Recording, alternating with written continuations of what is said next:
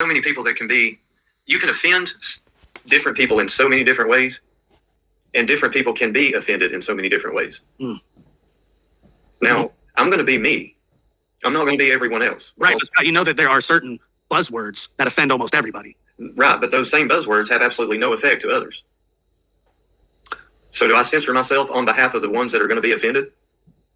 It's like we had a conversation, when all that was going on.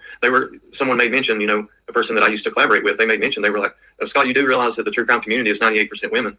And I said, yes, and I also realize that 98% of my subscribers are still subscribed. There you go, okay. That's absolutely true.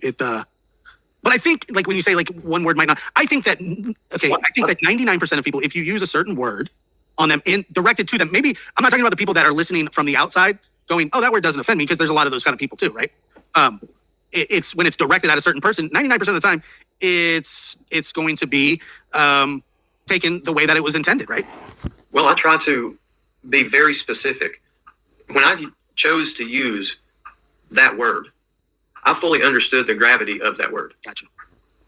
Fully understood the gravity of that word. Sure. And I used that word Deliberately for the case in which it was involved. Sure. Had it been a lesser attack towards me, then there probably would have been a less harsh word used. Yeah, I never even heard it. I just heard about it.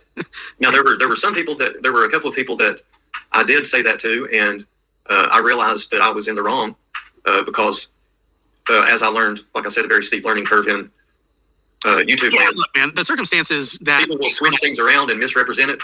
And once I learned that things had been switched around and misrepresented, and said person hadn't actually said or done those things to me, I wrote a lengthy apology email to them, admitting to them that I was completely in the wrong for using that term towards them, and I hope that they took my sincere apology, and I truly meant it. Sure, I understand that. Now, some of those didn't get that apology, and some of them, most likely, I hope they're not holding their breath, won't get that apology. I mean, look, the circumstances and the things that were going on at the time were and I'm so glad that we're past that part of it. Well, see, the thing that gets me is that's been months ago, and I eat ice cream and watch Netflix or YouTube and go to bed every night. Yeah, ice cream every night. It is still eating their guts out months and months. Now, why? Why would you let someone control your life? Why? You're making yourself miserable. I'm not making you miserable any longer. You are choosing to make yourself miserable.